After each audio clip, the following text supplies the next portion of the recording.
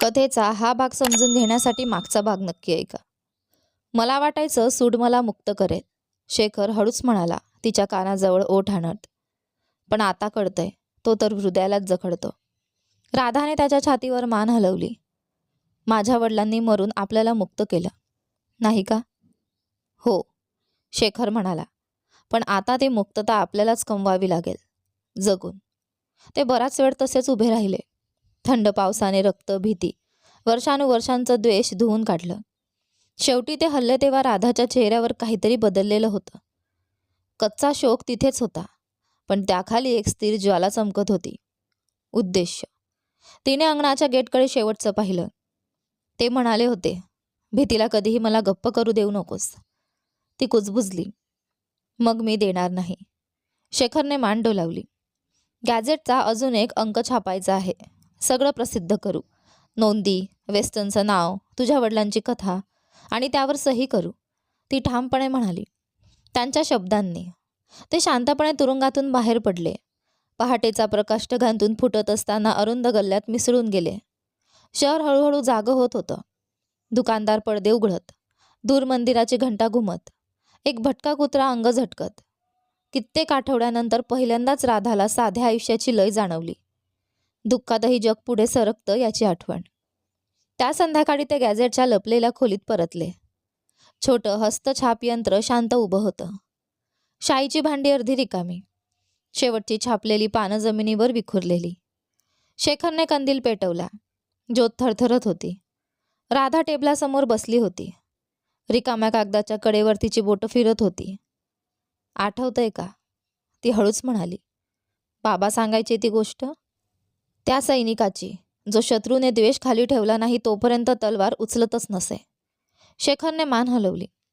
ते म्हणायचे, सर्वात शक्तिशाली शस्त्र म्हणजे क्षमा. राधा दुःख दसू हसली. ते बरोबर होते.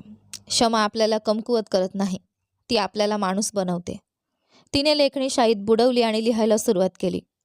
प्रत्येक ओळ स्थिर, प्रत्येक शब्द जाणीवपूर्वक. लेखाचं शीर्षक होतं, साखळ्या तुटतात, उद्यासाठी एक सत्य. ती लिहित असताना शेखर तिच्या खांद्यांवरून वाचत होता. शब्द सुडाबद्दल नव्हते, तर स्वातंत्र्य, विवेक आणि धैर्याबद्दल होते. वेस्टनचं नाव, अन्याय, खटले सगळं स्पष्ट होतं. आणि तरी शेवटी द्वेष नव्हता, तर आशा होती. ती संपवून लेखणी ठेवते आणि डोळे मिटले. शेखर कुजबुजला. तू तुझ्या वडिलांचं स्वप्न पूर्ण केलंस? नाही, ती म्हणाली. आपण ते केलं ज्यासाठी ते मरण पावले. तो तिच्याकडे पाहत राहिला. कंदिलाच्या प्रकाशात त्याच्या डोळ्यात चमक उमटली. राधा, तू मला बदलून टाकलंस. ती त्याच्याकडे वळली, चेहऱ्यावर मृदू भाव. नाही शेखर, तू स्वतःला बदलायचं निवडलंस. त्यांच्यातली शांतता लांबत गेली. यावेळी जड नव्हे, तर परिपूर्ण, न बोलता समजून घेण्याची, अर्थाने भरलेली शांतता. बाहेर दूर कुठेतरी गडगडाट झाला. शेखरने तिचा हात धरला. उत्कटतेने नव्हे, तर शांत ऐक्याने. चाईचे डाग अजूनही त्वचेवर असतानाच त्यांच्या बोटांनी एकमेकांना घट्ट धरलं. छापखान्यातून पहिलं छापलेलं पान सरकत बाहेर पडलं. शाईने ओलं, तिच्या वडिलांचं सत्य जगात नेणार. ते दोघे खांद्याला खांदा लावून उभे राहिले. सकाळ उजाडताच कलकत्त्याच्या रस्त्यांवर कुजबूज पसरली. गॅझेटचा शेवटचा अंक चहाच्या टपऱ्यांवर आणि दाराखालून दिसू लागला. सही नसलेला, पण आवाजाने निर्विवाद. लोक शब्द अलगद मोठ्याने वाचू लागले. स्वातंत्र्य रक्ताने नव्हे, तर विवेकाने सुरू होतं. कुठेतरी दूर तुरुंगाच्या अंगणातील स्थिर हवेत रघुनाथ सेन जिथे कोसळले होते, त्या जागी एका रात्रीत एक लाल जास्वंद फुलला होता. आणि साम्राज्याच्या सावध नजरेखाली शहर पुढे सरकत असताना दोन आकृत्या शांतपणे चालत गेल्या. शिक्षकाची मुलगी आणि तलवार नसलेला बंडखोर. सूड नव्हे, तर प्रायचित्त हृदयात वाहून नेत. नदीचा रंग पुन्हा बदलला होता. काही सकाळी ती चांदीसारखी दिसायची, पहाटेच्या प्रकाशात काचेसारखी गुळगुळीत. तर काही दिवशी ती गाढ आणि वादळी पाण्यामुळे तपकिरी होत असे, शहराच्या दूरच्या आठवणी वाहून नेत. राधा अनेकदा नदीकाठच्या जुन्या लाकडी पायऱ्यांवर बसून तिला पाहत असे. तिच्यासाठी ती जिवंत वाटायची, अस्वस्थ सोबतीसारखी, प्रवाहात भूतकाळ कुजबुजणारी. वडिलांच्या फाशीला 5 आठवडे झाले होते. 5 आठवडे, ज्या दिवसापासून ती आणि शेखर कलकत्त्याहून पळून गेले होते. ब्रिटिश अधिकाऱ्यांनी छापखाने जप्त करण्याआधीच गॅझेटचा शेवटचा अंक वणव्यासारखा पिसरला होता. पण तोपर्यंत उशीर झाला होता. सत्य त्यांच्या हातातून निसटलं होतं. ज्या शब्दांसाठी तिच्या वडिलांनी प्राण दिले ते आता बंगालभर चहाच्या टपऱ्यांत, मंदिरांत आणि शाळांत वाचले जात होते. आता ते चंदननगर जवळील नदीकाठी असलेल्या शांत गावात राहत होते. मच्छीमार आणि शेतकऱ्यांचं गाव. ब्रिटिश बुटांच्या आवाजापासून दूर. हवेत माती आणि पावसाचा सुगंध होता. आयुष्य इतकं हळू चाललं होतं की कधीकधी राधाला वाटायचं तिला सावरण्यासाठी काळानेच थांबा घेतला आहे. दररोज पहाटे ती उठून वडाच्या झाडाखाली मुलांना शिकवायची. सुरुवातीला फक्त 5 मुलं होती, आता 15 होती. ती त्यांना वाचन, लेखन आणि वडील तिला सांगायचे त्या गोष्टी शिकवायची. दया, धैर्य आणि सत्याबद्दलच्या कथा. शेखर अनेकदा दुरून तिला पाहत असे. त्यांनी भंगारातून पुन्हा उभारलेलं छोटं हस्तछापयंत्र दुरुस्त करत. कधी काळी शस्त्र हाताळणारे त्याचे हात आता शब्द घडवत होते. तो कविता आणि न्यायावरच्या निबंधांनी भरलेली छोटी पत्रकं छापत असे. कोपऱ्यात फक्त एक लाल ठसा, शाईचा एक थेंब, त्यांचं गुप्तचिन्ह. गावकरी त्यांना शिक्षिका आणि मुद्रक म्हणत. फार थोड्यांना त्यांची खरी नावं माहीत होती आणि कोणी विचारतही नसे. त्या दिवसांच्या शांत लयीत राधा आणि शेखर पुन्हा आयुष्य शोधू लागले. मोठ्या विजयात नव्हे तर सूर्योदय आणि संध्याकाळ यांच्यामधल्या छोट्या क्षणांत. एका संध्याकाळी क्षितिजावर मान्सूनचे ढग जमू लागले असताना शेखरने राधाला नदीकाठी पाहिलं. ती पुन्हा पायऱ्यांवर बसली होती, हात मांडीवर ठेवलेले, केस वाऱ्यात मोकळे. आज तू फार शांत आहेस, तो हळूच म्हणाला. ती हलकसं असली. मी नदीचं ऐकत होते. ती काय सांगते? की काहीच संपत नाही, फक्त रूप बदलतं. शेखर तिच्या शेजारी बसला. नदीकडून येणाऱ्या वाऱ्यासोबत जास्वंद आणि ओल्या मातीचा सुगंध आला. पावसाचे पहिले थेंब त्यांच्या हातांना स्पर्शून गेले. थोड्या थांब्यानंतर तो म्हणाला, आज बाजारात गेलो होतो. कलकत्त्याचं एक वर्तमानपत्र आलं होतं. वेस्टर्नला इंग्लंडला परत बोलावण्यात आलंय म्हणे. लोकांनी त्याच्या वर्तनाची चौकशी मागितली आहे. राधाचे डोळे विस्पारले. खरंच? तो मान डोलावतो. तुझ्या वडिलांचं नाव आता प्रतीक बनलंय. लोक त्यांना पडण्याआधी बोललेला माणूस असं म्हणतात. ती पुन्हा पाण्याकडे वळली. ते पाहिले असतं तर त्यांनाच विश्वास बसला असता, शेखर म्हणाला. त्यांचा नेहमीच विश्वास होता की शब्द तलवारीपेक्षा बलवान असतात. शांतता पुन्हा पसरली, सौम्य, ओळखीची. पाऊस अधिकच दाट झाला. राधाने शालीचा टोक डोक्यावर ओढला. वाऱ्याने तो हिसकावून नेण्याचा प्रयत्न केला तेव्हा ती हलकेच हसली. माहिती आहे, ती म्हणाली. पहिल्यांदाच मला असं वाटतंय की मी आता पडत नाहीये. तसं नाहीच, शेखर म्हणाला. तू असं काहीतरी उभारलं आहेस ज्याचा तुझ्या वडिलांना अभिमान वाटला असता. ती त्याच्याकडे पाहत राहिली. खरंच पाहिलं. तिच्या शेजारी बसलेला माणूस आता सुडाच्या आगीत जळत नव्हता. त्याच्या डोळ्यात ऊब होती, स्थैर्य होतं. पावसाचे थेंब त्याच्या जबड्यावरून वाहत होते, कपाळाजवळची हलकीशी जखमेची खूण ओलांडत. पूर्वी लढलेल्या युद्धाची आठवण. शेखर, ती अलगद म्हणाली. तू कधी सांगितलंच नाहीस. आता पुढे काय करणार आहेस? तो क्षणभर विचारात पडला. कधी काळी मला साम्राज्य उद्ध्वस्त करण्याचं स्वप्न पडायचं. आता त्या जागी काहीतरी उभारायचं स्वप्न आहे. कदाचित एक छापखाना, कदाचित एक शाळा, असं काहीतरी जे जीवन देईल, घेणार नाही. राधा हसली. मग ते आपण दोघं मिळून उभारू. तिच्या आवाजातील शांत ठामपणाने तो तिच्याकडे वळला. बराच वेळ दोघंही काही बोलले नाहीत. जग जणू त्यांच्या मधल्या अवकाशापुरतं मर्यादित झालं होतं. पावसाची मृदू ताल, नदीचा गुंजारव आणि दिवसेंदिवस अधिक बळकट होत गेलेला न बोललेला बंध. शेखरने हात पुढे केला.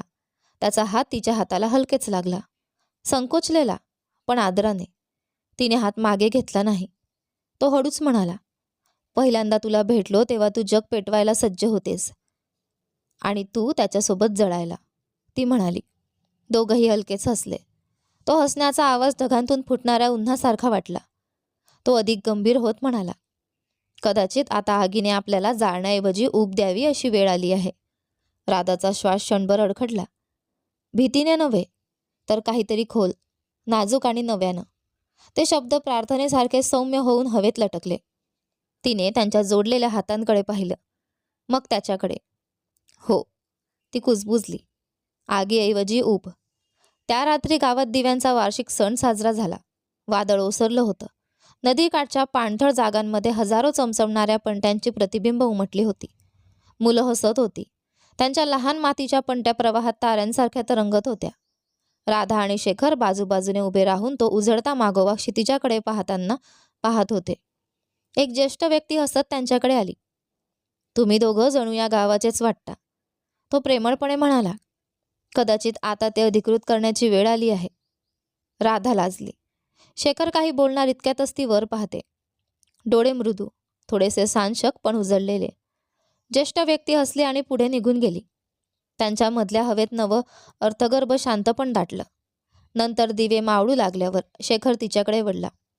राधा, तो शांत पण ठाम आवाजात म्हणाला, मी खूप नुकसान आणि अंधार पाहिलाय. इथे सापडलेला उजेड मला गमवायचा नाही. ती त्याच्याकडे पाहत होती, समजून. तू जे विचार करतोयस तेच विचारतोयस ना? ती हलकेच छेडत म्हणाली. त्याच्या ओठांवर छोटंसं हसू उमटलं. जर तसं असेल तर माझ्याकडे काही भव्य देण्यासारखं नाही. ना सोनं ना दागिने. फक्त हे आयुष्य, जितकं अनिश्चित तितकंच खरं. राधाचं उत्तर दिव्याच्या ज्योतीच्या कुजबुजीसारखं आलं. मग मी ते स्वीकारते. फक्त ही अनिश्चितता आपण दोघं मिळून वाटून घेतली तर. त्याने तिचे हात आपल्या हातात घेतले आणि क्षणभर मान झुकवली. नदीकाठच्या प्रार्थनांचा मंद जप आणि झाडांतून वाहणारा वारा एकत्र मिसळला. जणू जगानेच त्यांना आशीर्वाद दिला होता. पहाटेपर्यंत गावात बातमी पसरली. शिक्षिका आणि मुद्रक यांचा विवाह होणार होता.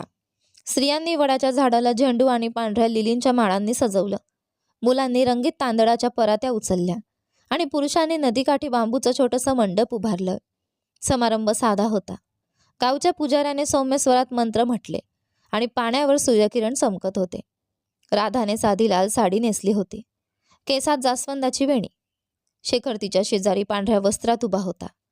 चेहऱ्यावर शांत, आदरयुक्त भाव. पवित्र अग्नीभोवती फेऱ्या मारताना तो फक्त विधी नव्हता, तो तिच्या वडिलांचं स्वप्न जिवंत ठेवण्याचं वचन होतं. रागाने नव्हे, तर सत्य आणि करुणेने जगण्याचं.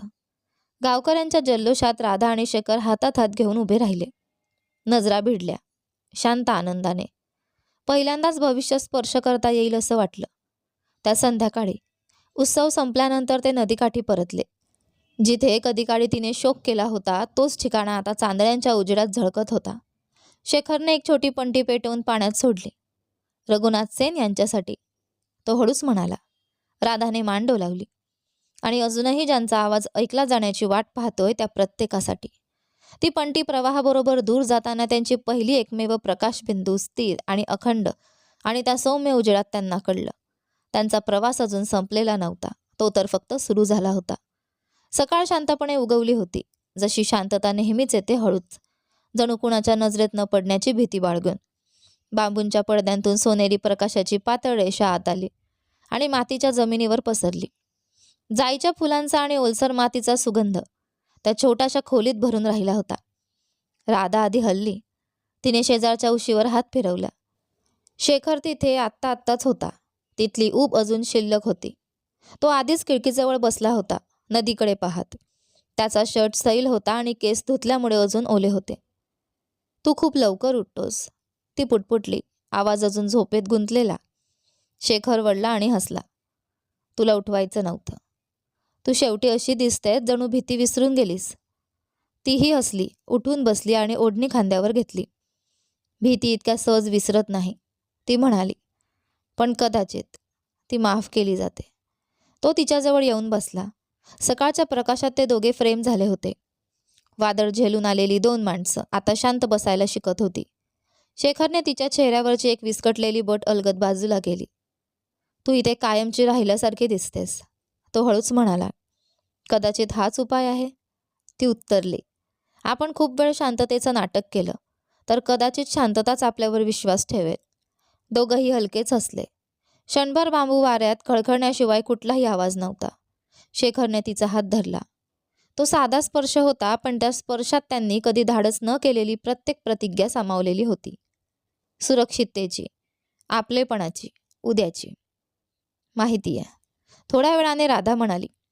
पळण्यातच आयुष्य घडवत असताना थांबणं कसं वाटतं याची मी कधी कल्पनाही केली नव्हती. विचित्र, शेखरने विचारलं. विचित्र, ती म्हणाली, आणि थोडंसं भीतीदायक. जणू मी उठेन आणि हे सगळं नाहीसं झालेलं असेल. तसं होणार नाही, शेखर म्हणाला. आपण बांधत राहिलो तर नाहीच. सूर्य नदीच्या वर चढेपर्यंत गाव जागं झालं होतं. मुले पाणी आणायला बादल्या घेऊन धावत होती आणि शेताजवळ कुठेतरी बासरीचा मंद सूर ऐकू येत होता. त्यांचं घर साधं होतं. एक लहान खोली, मातीच्या भिंती, एक लाकडी टेबल आणि झिजलेल्या पुस्तकांनी भरलेल्या 2 शेल्फ्स. कोपऱ्यात कलकत्त्याहून वाचवलेली लोखंडी छापखान्याची प्रेस ठेवलेली होती, जखमा असलेल्या पण अजून वापरण्याजोगी. राधा मातीच्या माठात पाणी ओतत म्हणाली, मी विचार करत होते, आपण वडाच्या झाडाखालीच शाळा सुरू करूया. तिथे सावली चांगली असते आणि कामं आटोपल्यावर मुलं तिथेच जमतात. कागदांची छाननी करत असलेला शेखर वर पाहू लागला. तुला खरंच त्यांना शिकवायचं आहे? हो, ती ठामपणे म्हणाली. मी नाही शिकवलं तर वडिलांचे शब्द त्यांच्यासोबतच मरतील. तो हळूच मान हलवतो. आणि प्रेस? तीही जिवंत राहील, त्याची काळजी तू घेणारच. त्यांनी एकमेकांकडे पाहिलं, लपून राहिलेल्या पहिल्या दिवसांपासून त्यांच्यात तयार झालेल्या शांत समजुतीसारखं. आता मोठ्या भाषणांची गरज नव्हती. ते नजरेतून आणि छोट्या हस्त्यातून बोलायला शिकले होते. दुपारी गावकरी भेटायला आले, भाताच्या पुऱ्या, हार आणि हशा घेऊन. सणवार क्वचितच असायचे, पण नव्या जोडप्याला आशीर्वाद द्यायला सगळेच उत्सुक होते. एका वृद्ध स्त्रीने राधाच्या डोक्यावर हात ठेवून म्हटलं, तुझ्या घरात जखमा देणारे नाही, तर जखमा भरून काढणारे शब्द नांदो. राधाचे डोळे मऊ झाले. मला तेवढंच हवं आहे, ती म्हणाली. पाहुणे निघून गेल्यावर अंगण पुन्हा शांत झालं. शेखरने तिला वडाच्या झाडाखाली बसलेली पाहिली. ती मातीवर बोटांनी रेषा काढत होती. काय लिहितेस? त्याने विचारलं. ती हलकसं असली. नावे, मुलांची नावे, ज्यांना मी शिकवणार आहे त्यांची. शेखर तिच्या शेजारी येऊन बसला. तू तर आधीच तुझी वर्गखोली उभी केली आहेस. आणि तू? ती चिडवत म्हणाली. आधीच शाई आणि कागदांच्या विचारात हरवला आहेस. कदाचित, तो कबूल करत म्हणाला. पण मी तुझ्यात जास्त विचार करतो. त्याच्या आवाजातली प्रामाणिकता ऐकून ती त्याच्याकडे वळली. शेखर सहज शब्द बोलणारा नव्हता. त्याच्या शांततेतच त्याचं मन बोलत असे. कशाचा विचार करतोस? तिने विचारलं. तो क्षणभर थांबला, मग हळू आवाजात म्हणाला. जेव्हा मला स्वतःवर विश्वास नव्हता, तेव्हा तू माझ्यावर ठेवलेल्या विश्वासाचा. तुझ्या धैर्यामुळेच मला धैर्य मिळालं. तिचे डोळे पाणावले. तिने हात पुढे करून हलकेच त्याच्या गालाला स्पर्श केला. आणि मी विचार करते, ती म्हणाली. तू मला जिवंत ठेवलंस, जेव्हा मला लढायचं थांबावंसं वाटत होतं. तो हसला आणि तिच्या हातांवर आपला हात ठेवला. मग बहुतेक आपण एकमेकांना जिवंत ठेवलं आहे. दोघं बराच वेळ तसेच बसून राहिले. वाऱ्याने सरसरणाऱ्या पानांचा आवाज त्यांच्या भोवती फिरत होता. शेवटी शेखर उभा राहिला आणि तिला हात दिला. चल, आपल्याला एक झाड लावायचं आहे. त्या दुपारी त्यांनी घराच्या दाराजवळ एक कोवळं कडुलिंबाचं झाड लावलं. शेखर खणत होता आणि राधा पाणी ओतत होती. कालच्या पावसामुळे माती काळी, सुपीक आणि ओलसर होती. मजबूत व्हायला याला वर्ष लागतील, ती म्हणाली. आपल्यालाही, तो हसत उत्तरला. ती हसली. वर पाहताच त्याने तिच्या कपाळावर अगदी हलकसं, शांत आणि मनापासून चुंबन दिलं, जणू कोणत्याही वचनापेक्षा अधिक अर्थपूर्ण. हीच आपली प्रतिज्ञा, तो हळूच म्हणाला. ती मान हलवत क्षणभर त्याच्या खांद्यावर डोकं टेकवते. वाढत राहण्याची. संध्याकाळ झाली तशी ते घरात परतले. शेखरने दिवा लावला. लुकलुकणाऱ्या ज्योतीने त्यांच्या चेहऱ्यांवर सोनेरी आणि सावलीचे रंग उमटले. राधाने टेबलावर जुने कागद पसरले. धड्यांचे मसुदे, लेखांचे आराखडे, काही इंग्रजीत, काही बंगालीत. मी विचार करत होते, ती म्हणाली. आपल्या नव्या वर्तमानपत्राचं नाव ठेवूया, ज्योतीचं वर्तुळ. शेखरच्या भुवया उंचावल्या. प्रेसमुळे? नावाच्या अर्थामुळे, ती म्हणाली. ज्योत जाळू शकते पण उभंही देऊ शकते. आपण द्वेषात खूप जळालो आहोत. आता कदाचित प्रकाश देण्यासाठी जळूया. शेखर हसला. हळू, अभिमानाने भरलेलं हसू. मग ज्योतीचं वर्तुळ ठरलं. त्याने लेखणी शाईत बुडवली आणि दोघं लिहायला बसले. तिचे मुलांसाठीचे धडे, त्याचे स्वातंत्र्यासाठीचे लेख. पिसाच्या लेखणीचा कागदावर घासण्याचा आवाज एक वेगळंच संगीत बनला. स्थिर, ठाम आणि आश्वासक. शांतता पुढच्या सकाळपर्यंत टिकून होती. एक मुलगा धापा टाकत आला. हातात लाल मेणाच्या शिक्क्याने बंद केलेलं दुमडलेलं पत्र होतं. कलकत्त्याहून आहे, तो थोडा वाकून म्हणाला. एका मित्राने पोहोचवायला सांगितलं. शेखरने शिक्का फोडला आणि ओळी झटकन वाचल्या. त्याचा चेहरा गंभीर झाला. काय आहे? राधाने विचारलं. त्याने कागद तिच्या हातात दिला. संदेश थोडक्यात होता. घाईघाईत लिहिलेल्या अक्षरांत. वेस्टनच्या जागी एडवर्ड मेसन नावाचा नवा अधिकारी आला आहे. तुमच्या गॅझेटमधील लेखांचा स्रोत तो शोधतो आहे. सावध रहा. त्यांना चंदननगरचा संशय आहे. क्षणभर दोघेही काही बोलले नाहीत. दिव्याची ज्योत त्यांच्यामध्ये लुकलुकत होती. मग राधाने हळूच दीर्घ श्वास घेतला. आपल्याला माहीत होतं, शांतता कायमची नसते. नाही, शेखर म्हणाला, पत्र काळजीपूर्वक दुमडत. पण आता कदाचित वेगळ्या पद्धतीने लढायला आपण शिकलो आहोत. तिने त्याच्याकडे स्थिर आणि धैर्याने पाहिलं. शब्दांनी. बाहेर नव्याने लावलेलं कडुलिंबाचं झाड वाऱ्यात हलत होतं. त्याची कवळी पानं मावळत्या सूर्याचा शेवटचा प्रकाश पकडत होती. आणि ते दोघं हातात हात घालून उभे असताना राधा पुटपुटली, येऊ दे. ते जे काही घेऊन येतील आपण एकत्र सामोरे जाऊ. पावसाने आकाश स्वच्छ धुतलं होतं. ओलसर पानांचा आणि शाईचा सुगंध हवेत भरला होता, जो त्यांच्या नव्या आयुष्याची ओळख बनला होता. लहानच्या छापखान्याच्या खोलीत राधा आणि शेखर खांद्याला खांदा लावून काम करत होते. चाक फिरताना त्यांच्या हातांची लय जुळली होती. ज्योतीचं वर्तुळ हळूहळू स्वप्नापेक्षा अधिक काहीतरी बनत होतं. शेखरने टाईपचा एक ब्लॉक नीट बसवला. संध्याकाळपर्यंत अजून 20 प्रती तयार होतील. तो म्हणाला, पोस्टच्या मार्गांनी पाठवल्या तर 2 दिवसात कलकत्त्याला पोहोचू शकतील. राधा हलकसं हसली. तू कधी विश्रांती घेतोस का? शब्दांना अजून प्रवास करायचा असेल तर नाही. तिने त्याला आणखी एक पान दिलं. मग एक वचन दे. कधी शब्द थांबले तर ते भीतीमुळे नसतील. त्याने वर पाहून तिची नजर धरली. मी वचन देतो. बाहेर दूर कुठेतरी विजांचा कडकडाट झाला. गावकऱ्यांना आता त्यांना एकत्र पाहायची सवय झाली होती. नांगर आणि धान्याऐवजी कागद आणि शाईसोबत काम करणारे ते शांत जोडपं. पण त्या काळात शांतता प्रकाशासारखीच नेहमी नाजूक असायची. त्या संध्याकाळी राधा ताज्या छापील पत्रकांची गाठोडी घेऊन वडाच्या झाडाकडे निघाली, जिथे काही मुलं धड्यांसाठी वाट पाहत होती. शेखर छापखान्यातच थांबला, यंत्र स्वच्छ करायला. दारात ती एकदा वळली आणि हाक मारली, जेवायला विसरू नकोस. तो हसत हात हलवून म्हणाला, तू परत आलीस की. त्या रात्री तिच्या कानावर पडलेले ते त्याचे शेवटचे शब्द ठरले. सूर्य मावळण्याच्या आधीच सैनिक आले. 6 जण, पावसाने भिजलेले इंग्रजी गणवेश, चिखलाने भरलेले बूट. त्यांच्या पुढे घोड्यावर बसलेला अधिकारी एडवर्ड मेसन होता. उंच देह यष्टीचा, जबड्यावर फिकटसा व्रण असलेला. त्याची नजर शांत घरांवर फिरली, हिशेब लावणारी, थंड. सगळीकडे शोधा. मेसनने आदेश दिला. बंडखोरांचा छापखाना इथेच आहे हे आम्हाला ठाऊक आहे. गावकरी थिजून उभे राहिले. कोणी हललं नाही, कोणी बोललं नाही. मग त्याची नजर वडाच्या झाडाजवळ उभ्या असलेल्या राधावर पडली. तिच्या खांद्यावर पिशवी अडकवलेली होती. कडेला काही कागद बाहेर डोकावत होते. त्यांपैकी एका कागदावर ठळक शीर्षक स्पष्ट दिसत होतं, ज्योतीचं वर्तुळ. तो सावकाश घोड्यावरून उतरला. तुला इंग्रजी वाचता येतं? नाही का? राधा काहीच बोलली नाही. त्याने एक पान उचललं आणि मोठ्याने वाचलं. तलवार अपयशी ठरली की लेखणी मशाल बनते. त्याचा आवाज कठोर झाला. हे तू लिहिलंस? मी छापलं आहे, राधा शक्य तितक्या स्थिर आवाजात म्हणाली.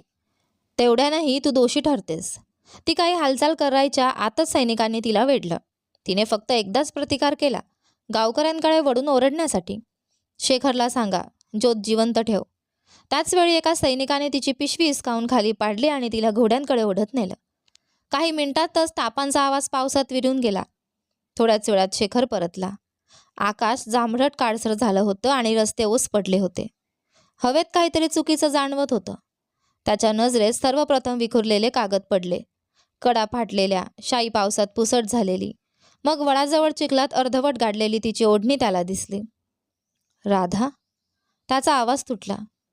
उत्तर नाही, फक्त पानांची सळसळ आणि दूरवरच्या एखाद्या पक्षाचा आक्रोश. तो नदीकाठाकडे धावला, छापखान्याकडे धावला. ती जिथे जाऊ शकली असती त्या प्रत्येक दिशेने धावला, पण ती कुठेच नव्हती. शेवटी तो चौकात परतला, जिथे चहावाली वृद्ध बीना शांतपणे रडत उभी होती. ते पूर्वेकडून आले, ती म्हणाली. इंग्रजी सैनिक. तिला घेऊन गेले. तू कुठे आहेस हे तिने त्यांना सांगितलं नाही. शेखरच्या पायाखालची जमीन हल्ल्यासारखी झाली. बराच वेळ तो बोलू शकला नाही. मग त्याने घरघरत्या आवाजात विचारलं, कोणत्या दिशेने गेले? कलकत्त्याकडे. ती कुजबुजली. त्याने एकदाच मान हलवली. आता निराशेला जागा नव्हती, फक्त निर्धार आला. त्या रात्री शेखर छापखान्यात एकटाच बसला होता. चाक स्थिर होतं. रोलरवरील शाई सुकली होती. सगळं काही अस्वाभाविक शांत होतं. भिंतींवर लावलेल्या तिच्या हस्ताक्षराकडे टेबलावरच्या चिठ्ठ्यांकडे, कोपऱ्यात लुकलुकणाऱ्या तेलाच्या दिव्याकडे तो पाहत राहिला. तिचा आवाज जणू हवेत घुमत होता, मंद पण ठाम. कधी शब्द थांबले तर ते भीतीमुळे नसावे. त्याने डोकं खाली झुकवलं. मी त्यांना थांबू देणार नाही. तो पुटपुटला. त्याने लेखणी उचलली आणि कोऱ्या कागदावर एक ओळ लिहिली. ती पकडली गेली आहे, पण तिचे शब्द अजून जिवंत आहेत. त्याने कागद प्रेसमध्ये सरकवला आणि हँडल फिरवलं. मशीनने करकर आवाज केला. मग पुन्हा लय पकडली. पुढचा अंक छापायला सुरुवात झाली. ओळींनंतर ओळी. ज्यांनी वाचावं त्यांच्यासाठी एक संदेश. ज्योत अजूनही विश्वास ठेवणाऱ्या प्रत्येक हृदयासोबत पुढे सरकत राहते. शेवटचा कागद बाहेर आला तेव्हा शेखरने तो काळजीपूर्वक दुमडला आणि एका छोट्या लाकडी पेटीत ठेवला. मग तो उभा राहिला. आपली पिशवी आवरली आणि त्या लहानशा घराकडे शेवटचं एकदा पाहिलं, जिथे अजूनही जाईच्या फुलांचा आणि शाईचा सुगंध रेंगाळत होता. पहाट होण्याआधीच शेखर वडाच्या झाडाजवळ गेला. जिथे राधाचे पावलांचे ठसे होते तिथली जमीन अजून ओलसर होती. तो गुडघ्यावर बसला आणि तिथे तळहात टेकवला. मग त्याची नजर त्यांनी काही महिन्यांपूर्वी एकत्र लावलेल्या कडुलिंबाच्या रोपाकडे गेली. त्याची छोटीशी पानं दवाने चमकत होती, थंड हवेत थरथरत होती. तो त्याखाली बसला, खडबडीत खोडाला पाठ टेकवून. आणि सैनिक आले त्या दिवसांनंतर पहिल्यांदाच त्याने मोकळेपणाने अश्रू वाहू दिले. कडुलिंब त्यांची प्रतिज्ञा होती की कठीण मातीमध्येही आयुष्य वाढतं. आता त्याच्या मुळांनी त्याच्या दुःखाची खारट चव पिऊन घेतली. तो वाऱ्यात तिचं नाव पुन्हा पुन्हा कुजबुजला. आवाज तुटत होता. प्रत्येक शब्द पहाटेच्या हवेत कोरड्या पानांसारखा उडून जात होता. उगवत्या सूर्यकिरणांनी त्याच्या चेहऱ्यावरच्या अश्रूंच्या वाटा सोनेरी केल्या. त्याने रोपाजवळील मातीवर हात ठेवला. तू मला पुन्हा पाहशील, तो हळूच म्हणाला. मी तिला परत घेऊन येईन. थांबून राहा राधा, तो पुटपुटला. मी तुला शोधून काढीन. वाराने फांद्या हलल्या आणि काही पानं त्याच्या खांद्यांवर आशीर्वादासारखी पडली. सूर्याच्या पहिल्या किरणांनी नदीला स्पर्श केला तेव्हाच तो मातीच्या रक्ताने कलकत्त्याकडे निघाला होता. शाईने माखलेले हात आणि डोळ्यात धगधगता हेतू घेऊन चालणारी एकटी आकृती. त्याच्या मागे नदीकाठच्या लहानशा छापखान्यात गावकरी जमले होते. त्यांनी पाहिलं, त्यांच्या देखरेखीखाली मशीन फिरतच राहिली. राधाने कधी काळी अभिमानाने उच्चारलेले शब्द छापत राहिली की अंधारातही सत्याला घराचा रस्ता आठवत राहतो. राधाचा शोध नदीकाठाने धुळीचा आणि प्रकाशाचा व्रण ओढल्यासारखा रस्ता वळण घेत पुढे जात होता. सकाळची धुके झाडांभोवती गुंडाळली होती आणि दर काही पावलांवर शेखरच्या बुटांखाली जमीन चिखलासारखी चिवट आवाज करत होती. त्याची पिशवी आजवर कधी नव्हे इतकी हलकी होती. काही पाने, एक लेखणी आणि राधाची दुमडलेली ओढणी. त्यावर अजूनही चंदनाचा मंद सुवास होता. तिला घेऊन गेले त्या रात्रीनंतर तो झोपलाच नव्हता. डोळे मिटले की त्याला रिकामा चौक दिसायचा. पावसात विरत जाणाऱ्या सैनिकांच्या मशाली, घोड्यांच्या टाप आणि त्यानंतर आलेली शांतता. आता तो चाललेला प्रत्येक मैल एक प्रार्थना होता, प्रत्येक पाऊल एक वचन की मी तुला शोधेन. पहिला दिवस कुठलीही बातमी न देता गेला. थोड्या अंतरापर्यंत शेखर व्यापाऱ्यांच्या एका ताफ्यासोबत चालला, संख्येच्या सुरक्षिततेसाठी हलकीफुलकी बोलणी करत. त्यांच्यातील एक वृद्ध विणकर त्याच्या हातांवरचे शाईचे डाग पाहून म्हणाला, म्हणजे तू लेखक आहेस. शेखरने हलकेच मान हलवली. एक मुद्रक. अच्छा, विणकर म्हणाला. शब्द धाग्यांसारखे असतात, फाटले तरी जोडून ठेवतात. शेखर हलकसं हसला, पण ते हसू डोळ्यांपर्यंत पोहोचलं नाही. कधी कधी ते जाळतात सुद्धा. त्या रात्री ते नदीकाठी तळ देऊन थांबले. शेखर थोडा दूर बसून ज्वालांकडे पाहत राहिला. तर शेखर राधाला परत आणू शकतो का हे पहा आपल्या या कथेच्या पुढच्या भागामध्ये. पण तोपर्यंत हा भाग कसा वाटला कमेंट करून नक्की सांगा. कथा आवडली असेल तर व्हिडिओला लाईक करा, शेअर करा. चॅनलवर नवीन असाल तर सबस्क्राईब करा. धन्यवाद.